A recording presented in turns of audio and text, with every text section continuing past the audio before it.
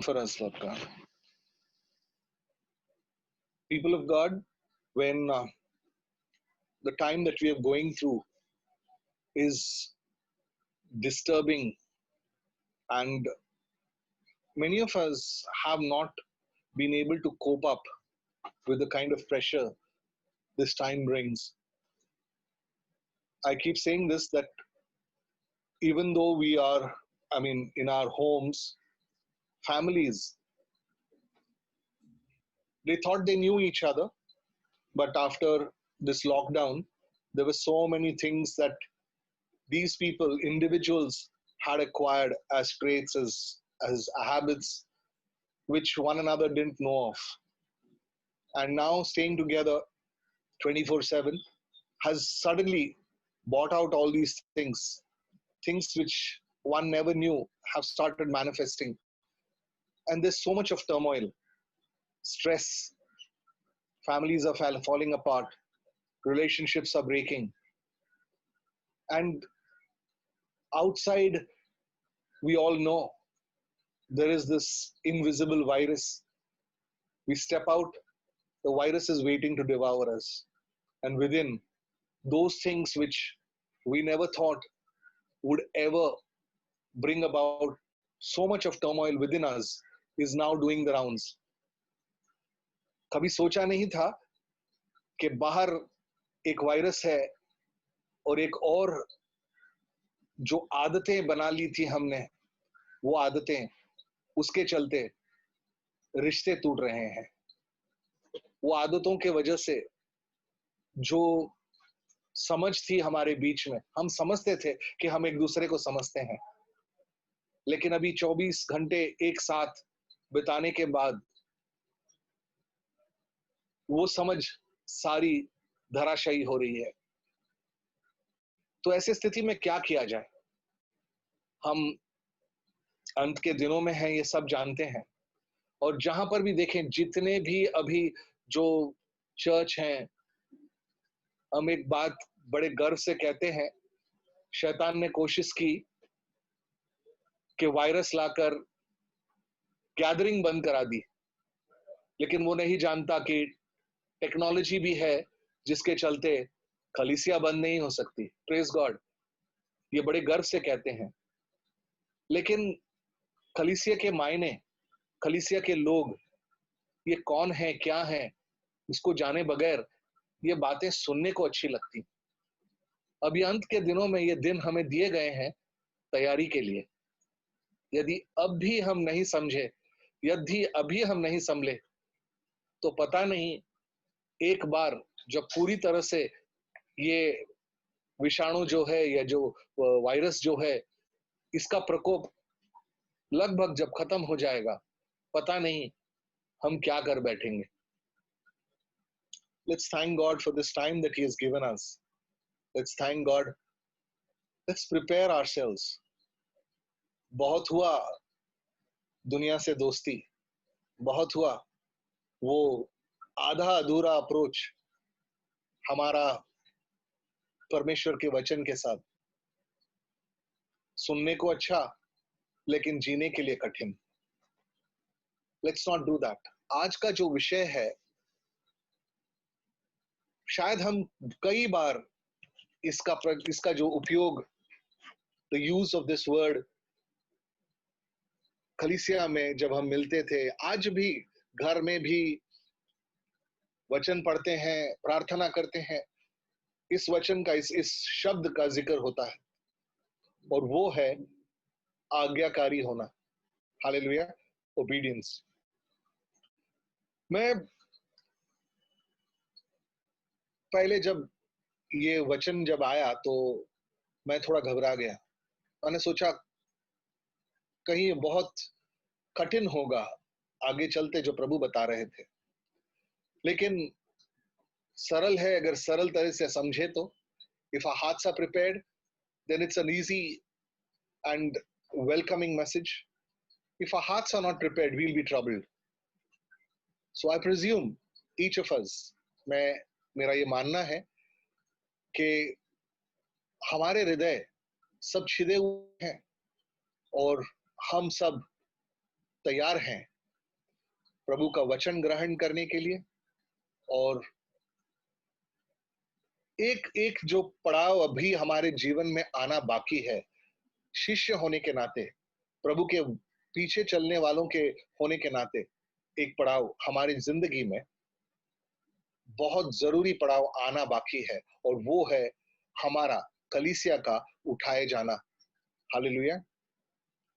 ये तैयारी करने के लिए हमें समय दिया गया है, ताकि हम अपनी जिंदगियों को देखें, अपने जीवनों को देखें, बारीकी से देखें, उसका मुआयना करें, एग्जामिन करें, और वचन जैसे बताता है उस तरह से अपना जीवन व्यतीत करें। आइए हम वचन में बढ़ते हैं। जैसा मैंने बताया आपको, सरल सा शब्द है, ये कई बार इस्तेमाल किया जाता है, कई बार हमने इसका इस्तेमाल किया है, लेकिन मैंने जैसे बताया कि जैसे वचन मेरे पास आया तो उस पर अध्ययन शुरू किया, और अध्ययन के दौरान बहुत कुछ प्रभु ने बताया। वो सारी बातें शायद ही मैं आप लोगों तक पहुंचा पाऊं आज, लेकिन जो समय जो हमें अनुमति देगा, whatever time permits today, I will try and share it with you. ये वचन जो है, ये जो शब्द है, मैं ये नहीं कहूंगा कि मैं इसके बारे में सब कुछ जानता हूं, या मेरी जानकारी पर पूरा नियंत्रण है, कंट्रोल है, जी नहीं। लेकिन एक चीज मैं जानता हूं, जो हम आज सुनेंगे, जो हम आज सीखेंगे, जो हम आज अध्ययन करेंगे, वो सब वचन के माध्यम से होगा। What I know is that this is going to be based on scripture. And for that, let's understand what is obedience. ये क्या होता है? जो हमारे जो शब्दकोश है, डिक्शनरी जिसको हम कहते हैं, वो क्या कहता है? Obeying or ready to obey or being submissive to another's will.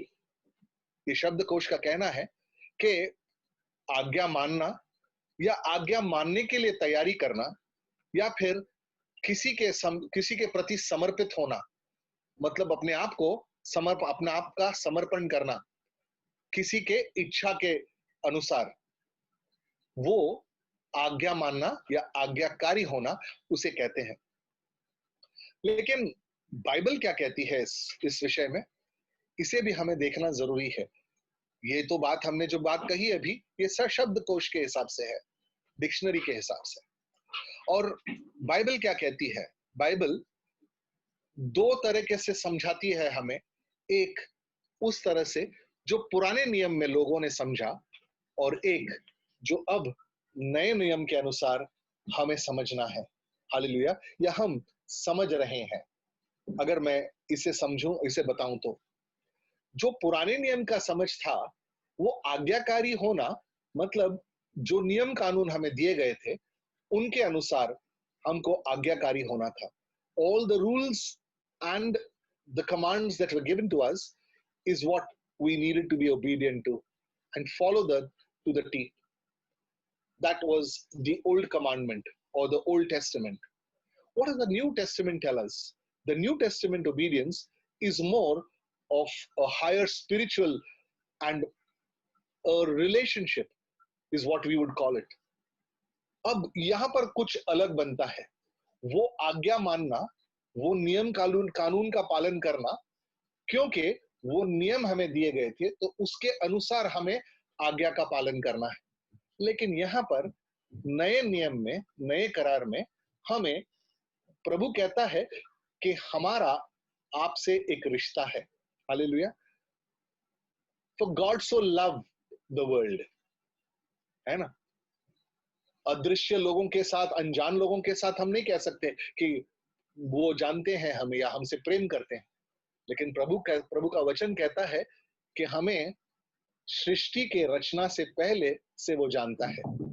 हमारे माँ के गर्भ में नींव रखे जाने से पहले हमें वो जानता है। हालेलुया। और तभी से उन्होंने हमें प्रेम किया, ऐसा प्रेम जो शायद ही ये दुनिया समझ पाए और ये दुनिया कभी देख पाए। वो हमें जानते हैं, एक रिश्ता बनाने के लिए वो मनुष्य बने, ये यहां पर जो आज्ञा की बात आती है वो थोड़ा सा अलग होता है। हालेलुया। जो बात मुझे बार बार रवि जकरायस जो उन्होंने कही थी, वो कहते हैं कि जब वर्शिप करते हैं, जब हम आराधना करते हैं, वो एक एटीट्यूड ऑफ ग्रैटिट्यूड होता है। मतलब कि हम एक एक ऐसे स्थान में आ जाते हैं कि हमें किसी का एहसान, हमें पता चलता है कि किसी ने हम पर एहसान किए हैं और उस एहसान के तले हम उसकी इबादत करते हैं। ये एहसान कैसा? उसको खोजते हैं जिसने हम पर एहसान किया। क्या है वो एहसान? वो एहसान है जो हमें उसने बचाया। हालेलुया। अपने लिए, हमें बचने के लिए, हमारे उद्धार के लिए उन्होंने अपनी बलि दी। तो उसको खोजते खोजते हम एक ऐसे स्थान में आ जाते हैं कि देखें तो कौन है ये खुदा जिसने हमारे लिए जान दी। और उस प्रवृत्ति से, उस एटीट्यूड से हम आते हैं। That is an attitude of gratitude, that we seek God and everything that he says in faith we believe that it is true. Hallelujah. ये नए करार की समझ है। थोड़ा सा विस्तार में बताया, लेकिन this is what the obedience of the new testament means. Hallelujah. Let's take it further. We need to understand this relationship, and we are here only because of that relationship. We believe that we have a relationship with our Creator, and that's why we follow what He says. And where do we know what He says? Not all of us hear the Word of God. Most of us read and we try to follow. Yes, there is an audible voice of God as well. For only those who seek Him, He will speak. He speaks every day. But here is another option, the Word of God, the written Word of God, where we read and we know it is talking to us. You know, the Hebrew word, it says in the Hebrew Bible, it means hupakoe. Hupakoe. What it means is, it means attentive listening. It is only when you attentively listen, you can actually submit. बिना सुने कोई किसी के पास समर्पण नहीं करता। बिना सुने, बिना जाने, पता भी नहीं है कौन है वो इंसान और हम समर्पित हो जाते हैं, ऐसा तो नहीं होता। जब सुनते हैं, यकीन होता है, तब हम समर्पित होते हैं। That is what it means in Hebrew. और to listen, ध्यान देकर हम सुनते हैं और उस सुनी बातों पर हम विश्वास करते हैं, तभी उन चीजों का कहना हम मानते हैं। यहां पर दो जगह पर दो किस्म के आमतौर पर हम देखेंगे। एक वो जो इंसान के बीच में आज्ञा मानना होता है। फर्ज कर लीजिए माता पिता और बच्चों के बीच में, या फिर मालिक और नौकरों के बीच में, जहां पर मालिक ने कुछ कहा और नौकर ने सुन लिया, आज्ञा मानी। माता पिता ने कुछ कहा और बच्चों ने आज्ञा मानी। ये एक किस्म का आज्ञा मानना हुआ। एक दूसरा किस्म वो होता है जहां पर शासक जो होते हैं, रूलर्स, वो एक फरमान देते हैं और जो प्रजा होती है वो उसका आज्ञा का पालन करते हैं। वो एक अलग किस्म का आज्ञा मानना है। लेकिन ये जो हम आज्ञा की बातें कर रहे हैं, वो बिल्कुल, इसका दर्जा बहुत ऊंचा है। क्यों? क्योंकि यहां पर एक अदृश्य खुदा के साथ हम रिश्ता जोड़कर उसकी आज्ञाओं का पालन करते हैं। हालेलुया। उसके वचनों में लिखा हुआ आज्ञाओं का पालन करते हैं। ये स्तर बहुत ऊंचा है। हालेलुया। देखकर सुनकर जो हमें दिखाई देते हैं, उनका कहना सुनकर अगर हम मानते हैं तो वो एक अलग दर्जा है। लेकिन ये दर्जा बाइबल कहती है ऊंचा है इसका स्तर। जिस खुदा को हमने नहीं देखा, blessed are those who have not seen but yet believe.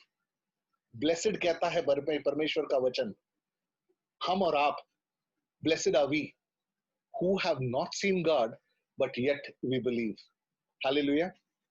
कितना बढ़िया है हमारे लिए। हम बच्चों को सही और बुरे का ज्ञान दे सकते हैं, और हम कह सकते हैं कि बच्चा ये मत करो, ये गलत है, और ये करो, ये सही है। अब आमतौर पर हम बच्चों को गलत जो है वो नहीं सिखाते, हम अच्छा सिखाते हैं, है ना। हम कहते हैं अभी जैसे खाना खाना हुआ तो हम कहेंगे फलाना खाओ, दूध पियो, वगैरह वगैरह। लेकिन आमतौर पर हम जो बुराई होती है उसका जिक्र तक नहीं करते, और हम बच्चों से ये उम्मीद रखते हैं कि वो मतलब बिना कुछ तर्क किए हमारे आज्ञाओं का पालन करें। ठीक है, अगर वो सवाल पूछे गलती से कि क्यों, वाई, तो हम कहेंगे क्योंकि मैं कहता हूं, इसीलिए आपको सुनना पड़ेगा। हमारे पास उस तर्क का जवाब नहीं है। यकीन मानिए हम खुदा के जैसे उस वक्त बिहेव करते हैं, बर्ताव करते हैं। Only God has the right to say that because I say so. But even he explains, hallelujah, though he's got the right to say you have to listen because I command you, but he still explains. So then why can't we explain between the right and the wrong? Hallelujah. वो हमें दोनों option देता है और कहता है सही चुनो। हम ये नहीं करते। हालेलुया। क्या हम सही तरह से तैयार कर रहे हैं प्रोडक्ट्स को सोसाइटी में जाने के लिए? सोचिएगा।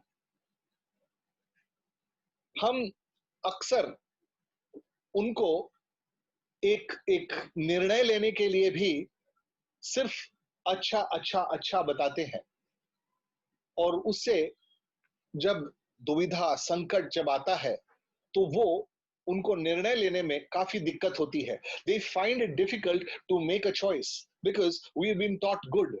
We've not been told what are the options. If you choose this, this is what will happen. If you choose this, this is what will happen.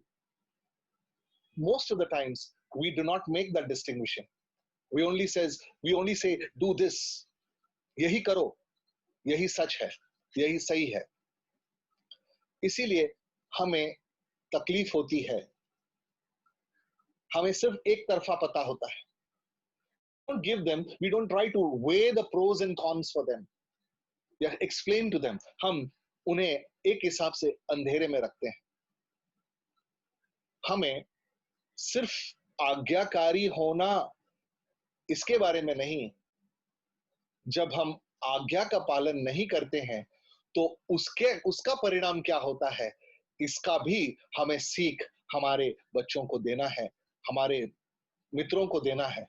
Hallelujah. घर परिवार को देना है। यदि हमें वो ज्ञान है तो we have to give both obedience and disobedience as well. Today we are going to talk about obedience. Remember, from Adam चेलों तक ये सारे कहीं ना कहीं आज्ञा न मानने का शिकार हुए हैं। Hallelujah.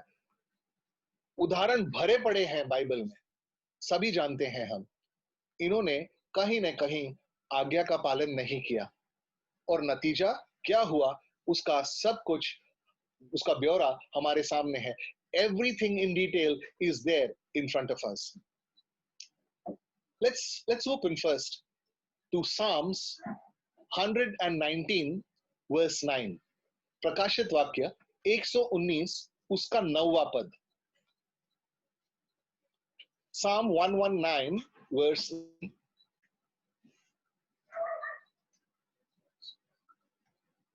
How can a young man cleanse his way? By taking heed according to your word. Hallelujah. यहाँ पर एक जवान व्यक्ति के बारे में प्रभु का वचन कहता है कि कैसे वो अपने आप को साफ सुथरा रखे, अपने आप को प्योर रखें। और वो कहता है, जिसने भजन संहिता लिखी है, वो कहता है कि by living according to your word, वचन को जीकर अपने आप को प्योर रखा जा सकता है। हालेलुया। वचन को जीना मतलब क्या? उस पर यकीन करके, उस पर विश्वास करके आज्ञा का पालन करना। हालेलुया। बस to keep ourselves pure, that is what it means. हम अभी स्टडी में दानियेल के किताब का अध्ययन कर रहे हैं और उस दौरान चलिए पहले हम उस वचन को पढ़ लेते हैं, उसके बाद थोड़ा सा बात भी हो जाएगी उस पर। दानियेल का पहला अध्याय, उसका 8 और 9वां वचन। Daniel chapter 1 verses 8 and 9.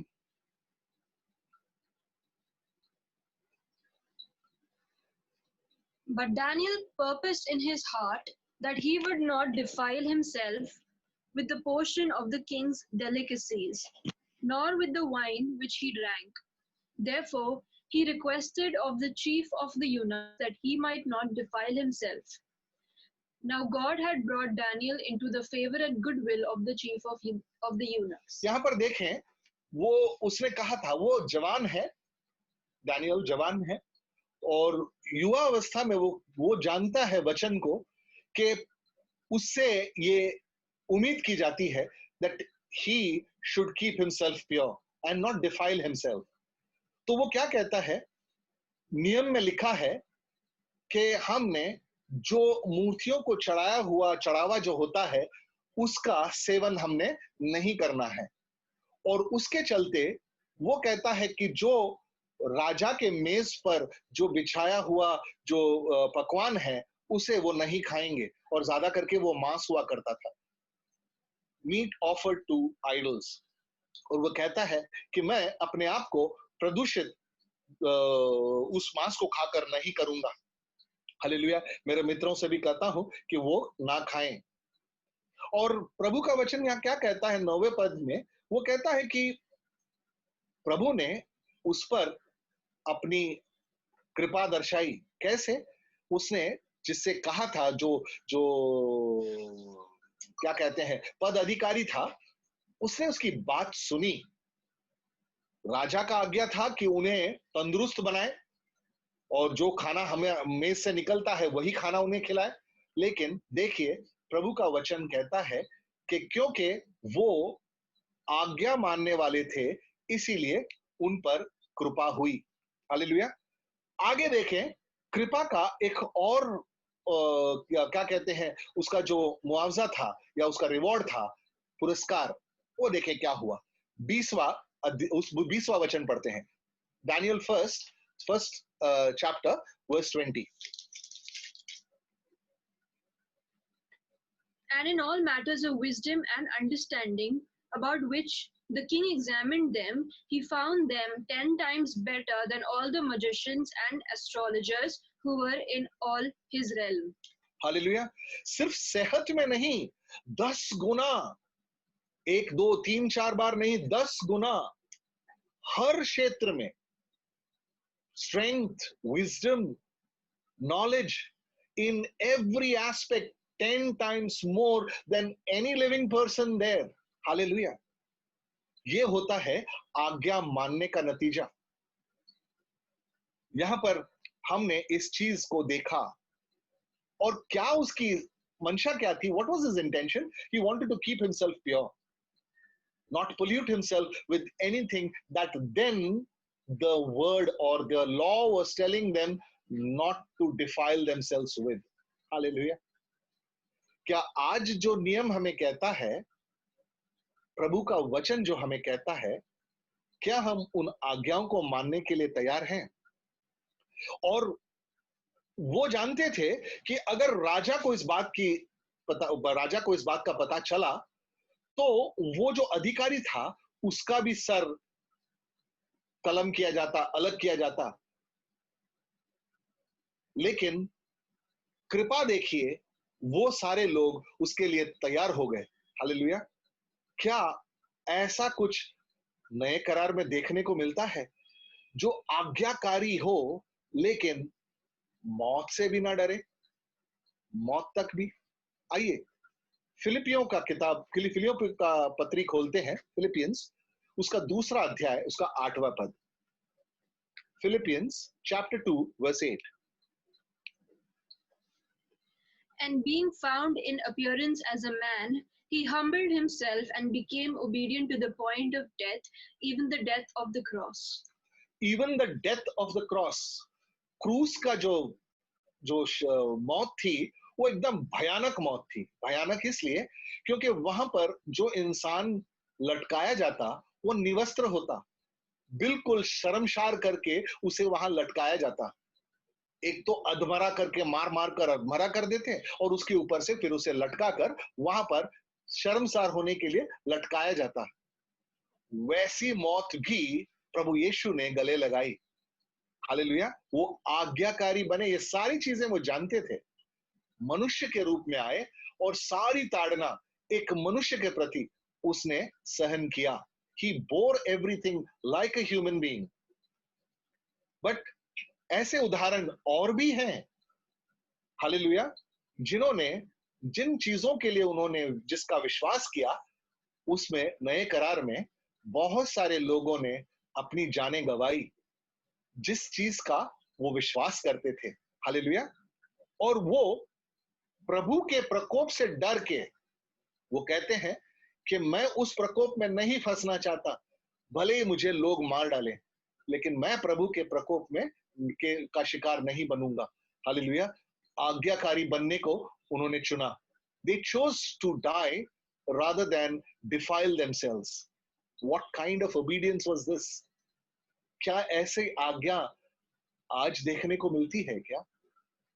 संसार जब टेक्नोलॉजी से भरा पड़ा है, we have an overload of everything around us today.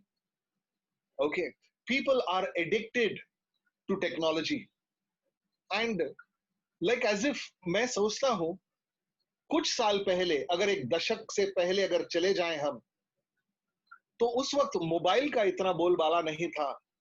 पता नहीं हम कैसे जिए, मुझे पता नहीं, मुझे यकीन नहीं हो रहा कि हम उस दौर से निकल कर आए हैं। हमने ऐसे ऐसे संकट देखे हैं। मुझे याद है वो दिन जब बंबई में ब्लास्ट हुए थे और हम बाहर थे, हमारे माँ बाप को पता भी नहीं था कि हम जिंदा भी हैं या नहीं। बाढ़ आई थी, उस वक्त भी हमारे पास मोबाइल नहीं थे। हम कैसे जिए? आज बच्चे स्कूल भी जाते हैं तो सबसे पहले बस्ता देने से पहले, उनका बैग्स देने से पहले माँ बाप उन्हें मोबाइल देने की चिंता उनको रहती है कि कम से कम हमें पता तो चले कि यह कहाँ है, कैसा है। हालेलुया। उस उम्र से बच्चों को हम मोबाइल का गुलाम बना देते हैं। बच्चा खाना नहीं खा रहा है तो मोबाइल हाथ में थमा दिया कि बच्चा मोबाइल पे फिडल करते रहता है और हम खाना खिलाते हैं। लालच हम ही शुरू करते हैं और दोष देते हैं टेक्नोलॉजी को, दोष देते हैं शैतान को। हालेलुया। क्या कहीं पर हमने खुद ने आज्ञा मानी? वही वायरस हम आगे बढ़ा रहे हैं। हम इस वायरस की चिंता कर रहे हैं। उस वायरस का क्या जो हमारे अंदर सालों से है, आज्ञा न मानने का वायरस। हालेलुया। प्रभु का वचन एंटीबॉडीज तैयार करता है कि उस आज्ञा न मानने के वायरस को हटा सकें, लेकिन हम उस वैक्सीन को लेने के लिए तैयार ही नहीं है और हम वैक्सीन खोज रहे हैं। प्रभु का वैक्सीन हमारे पास है। लेकिन कोई उसे अपनाना नहीं चाहता. Hallelujah. What a sad case is this. Even at the point of death, he was ready to die. आइए एक और थोड़ा सा दर्दनाक यही वचन मुझे प्रभु ने देकर मेरी अगुवाई की आज. यशाया का पहला अध्याय उसका 19 और 20वां पद. Isaiah chapter 1 verses 19 and 20.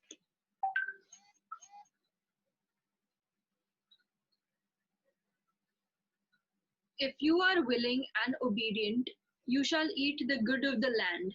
But if you refuse and rebel, you shall be devoured by the sword, for the mouth of the Lord has spoken. Hallelujah. अब ये दोनों नियमों के लिए लागू होता है, जुने और नए करार के लिए.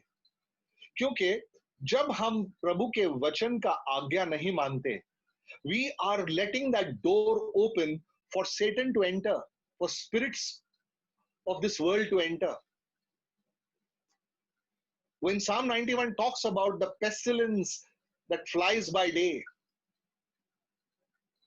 the arrows that fly by day, if we are not rooted in the word, if we are not obedient according to the word, we are opening the doors to those arrows which fly by day. And we don't even realize. And if he says this, if you obey, first he says, if you are willing and then obey. आप अगर यकीन करते हो और फिर आप आज्ञा मानते हो, तब जो बेहतरीन से बेहतरीन चीजें हैं वो मैं तुम्हें दूंगा. लेकिन आज देने की जब बारी आती है तो सबसे पहले कहते हैं प्रभु मुझे अच्छा से अच्छा चाहिए. अरे अच्छा से अच्छा तो वो उन्होंने दे रखा है. जानते हैं क्या?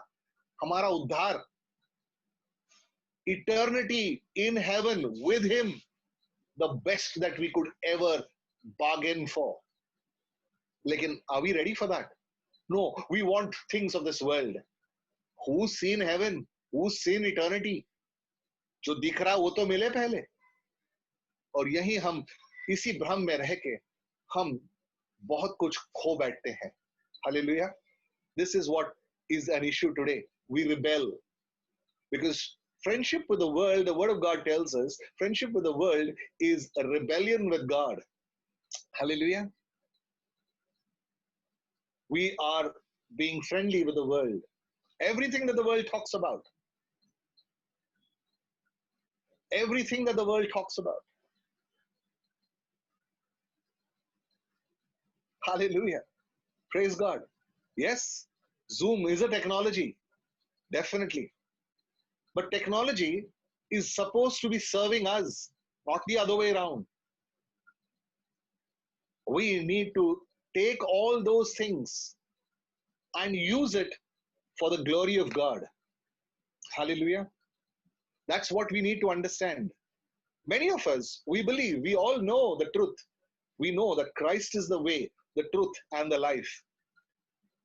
You know, God wants us to mature in every area of our life. But let me tell you this, maturity does not come easily. People say with age it comes. Difficult. I know of little ones. I have seen great deal of maturity in them. But I've seen adults who lack maturity. So maturity, I don't think, comes by age. Hallelujah. Maturity comes by resolve. जिस दिन मैं इस बात को, प्रभु ने क्या कहा? If you are willing, hallelujah, अगर इच्छा है, then you can be matured. लेकिन अगर इच्छा ही नहीं है, ये चीजों में मन अपना विचलित होते रहता है, तो हम कभी परिपक्व, मैच्योर नहीं हो सकते. Hallelujah. It requires resolve, it requires a iron will that no matter what, I will not succumb to the temptations of this world. Remember, it's a struggle. And there is no birthing without struggle. If you want to grow without a challenge, that cannot be. Because challenge does not come, or change does not come without challenge. If you want a change, there has to be a challenge. सब कुछ आसान नहीं है, और उसी तरह से परिपक्व मैच्योर होना भी, स्ट्रगल के बगैर हम कभी परिपक्व नहीं हो सकते. We cannot mature unless we struggle. And struggle with what? Knowing we have the word of God on one side and we have the temptations of this world, we choose the word of God. We choose to obey. And unless we do that, we cannot be matured in the way God wants us to mature, and not the way the world wants us to mature. Hallelujah. Let's understand. You know, if circumstance never changed, everything would be so predictable. And the more predictable life becomes, the less challenges it has. है कि नहीं? जब हमारे पास कोई उद्देश्य ही नहीं है जीवन का, जब कोई मकसद ही नहीं है, तो सब कुछ ऐसा है कि उसको बयान किया जा सकता है कि अरे अभी ऐसा होने वाला है, ऐसा होने वाला है. लेकिन अगर हम बदलाव के लिए हम तैयार नहीं हैं, तो यकीन मानिए हमारा जीवन भी ऐसा ही होगा. हम बता सकेंगे अगले क्षण क्या होने वाला है. हालेलुया. लेकिन उस उम्मीद से जीना कि हमारा अगला क्षण परमेश्वर के हाथ में है, चाहे वो कैसा भी हो, हम वचन में हैं, इसीलिए हम तैयार हैं. हालेलुया. क्या ये उम्मीद रखी जा सकती है? Can it be expected out of us? How many of us like challenges? हम में से कितने हैं जो ऐसे एक क्या कहते हैं चैलेंज के लिए तैयार हैं? चुनौती, कोई हमें चुनौती दे, क्या हम उस चुनौती के लिए तैयार हैं? आइए हम पहला यूहन्ना उसका पहला पद, उसका पहला अध्याय 5 से लेके 10 वचन पढ़ते हैं. 1 John chapter 1 verse 5 to 10. This is the message which we have heard from him and declare to you, that God is light, and in him is no darkness at all. If we say that we have fellowship with him and walk in darkness, we lie and do not practice the truth. But if we walk in the light as he is in the light, we have fellowship with one another, and the blood of Jesus Christ, his Son, cleanses us from all sin. If we say that we have no sin, we deceive ourselves, and the truth is not in us. If we confess our sins, he is faithful and just to forgive us our sins and to cleanse us from all unrighteousness. If we say that we have not sinned, we make him a liar, and his word is not in us. Hallelujah. इस बात को देखें, यहाँ पर जैसे जैसे हम यीशु में बढ़ते हैं, मसीह में बढ़ते हैं, हम उस उजाले की ओर, उजाले को देखने के लिए और सामर्थ्यशील हो जाते हैं. We start seeing that light as we grow in Christ. इसको यकीन ध्यान रखिएगा, हम अंधेरे से आए थे, हम अंधेरे में थे, एंड जो हम कर रहे थे वो सारी गलत चीजें थी, क्योंकि हम आज्ञाकारी नहीं थे. We were doing wrong things. Why? Because we were disobedient to God. आप एक चीज जानते हैं अंधकार के बारे में? अंधकार में सब कुछ एक जैसा ही लगता है, क्योंकि कुछ दिखाई नहीं देता. हालेलुया, है ना? सब कुछ एक जैसा है. अगर कोई कहे ये एक ऊंचा चीज है, तो मैं कहूंगा हाँ, और कोई कहे कि ये छोटा चीज है, तो मैं कहूंगा हाँ. क्यों? क्योंकि मुझे दिखाई नहीं देता. अंधकार में सब कुछ एक जैसा है. It takes the light to tell the difference between what is what. Hallelujah. अंधकार को पहचानना है, अंधकार में जो चीजें हैं उनको पहचानना है, तो उजाले की जरूरत पड़ती है. हालेलुया. और उजाला तब होता है जब हम वचन का आज्ञा मानते हैं, आज्ञा का पालन करते हैं. We need to know, we need the light to know the difference between obedience and disobedience, between the right and the wrong. Hallelujah. You know, certain things according to man's law, कुछ चीजें हैं जो कानून के तरफ से देखा जाए तो वो जायज माना जाता है, लेकिन परमेश्वर के उन क्या कहते हैं विधियों को अगर हम देखें तो उनके हिसाब से वो चीजें गलत हैं. हालेलुया. तो याद रखें, वो चीज जहां पर क्षमा नाम की चीज लॉ में नहीं है, लेकिन वो परमेश्वर के पास है. हालेलुया. वो क्षमा करता है. वो एक ऐसा न्यायाधीश है जो बड़े से बड़े पाप को भी क्षमा कर सकता है, बशर्ते प्रोवाइडेड वी रिपेंट. कन्फेशन से सिर्फ काम नहीं बनेगा. कन्फेशन ठीक है, मैं मानता हूं कि मैं पापी हूं, बहुत बढ़िया. उसके आगे क्या? मैं वैसे ही जीता हूं. अरे मैंने आज्ञा मानी ना, मैंने कन्फेस कर दिया, लेकिन पछतावा नहीं हुआ. मैंने सिर्फ अंगीकार कर दिया कि मैं पापी हूं और बस मैं जी रहा हूं. पाप का अंगीकार करने के बाद मैं मेरा मन फिराता हूं और ये निश्चय करता हूं कि इसके बाद मैं वैसा नहीं चलूंगा. हालेलुया. अब पूरा बदलाव हो चुका है. जब मन फिरता है, जब मन फिराते हैं, तब बदलाव होता है. और वचन यही हमें सिखाता है. हालेलुया. We need to confess and repent. Hallelujah. पश्चाताप करना और मन फिराना जरूरी है. क्या कहते हैं, कन्फेस करना और रिपेंट करना जरूरी है. हालेलुया. बहुत बार हम, याद रखें, इस बात को समझ नहीं पाते. बहुत सोच की जरूरत है आज्ञा मानने के लिए. जैसा मैंने पहले कहा था, बिना निश्चय किए, without resolve, a thought applied to it, and without resolve, we can never be obedient. I have decided that I will obey the word of God, no matter what it takes, no matter who's with me or who's against me. I have decided I will follow the word.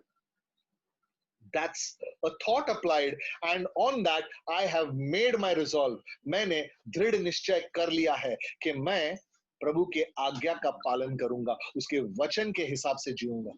Hallelujah. हम रोज का रोज जो अपनी जो दिनचर्या होता है, रोजमर्रा की चीजें हम करते हैं, और मैं प्रभु से यही प्रार्थना करता हूं कि हम उन चीजों को जैसे हम जीते हैं, रोज का रोज हम प्रभु की आज्ञा का पालन करेंगे. हालेलुया. आज इस क्या कहते हैं वचन को मैं यही रोकता हूं, संदेश को यही रोकता हूं. बहुत कुछ कहना बाकी है, लेकिन एक ही सप्ताह में, एक ही रविवार में ये थोड़ा सा मुमकिन नहीं होगा. और मैं इस बात से अभी पूरी तरह से सहमत हूं कि ओवरडोज करना सही बात नहीं है. हालेलुया. जो वचन अभी आपने सुना, जिस प्रचार को आपने सुना, जो संदेश को आपने सुना, उम्मीद करता हूं कि वो आपने ग्रहण किया होगा और ग्रहण करके उसी तरह से जीने का भी निश्चय कर लिया होगा. हालेलुया. मैं ये उम्मीद करता हूं.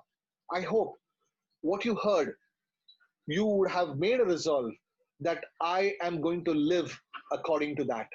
Hallelujah. Not because I said, but because the word of God asks us to do it. I just hope and pray that each word has sunk deep into you, and you will take this, each one of us will take this as a resolve that we will be obedient. We will meet again, once again, God willing, next week, and we will take the study ahead. Hallelujah. We need to understand what what is God asking us when He says, be obedient. Hallelujah. We'll also take a glimpse of what it is to be disobedient. But that all the week to follow. Till then, we need to be rooted in the Word. And now, as we believe that our hearts have been circumcised by the Word of God, let's give glory to God that He has given us the understanding that when we come to that throne of grace, we will come humbled, we will come expecting the hand of favor. So in that spirit, let's worship God. Family,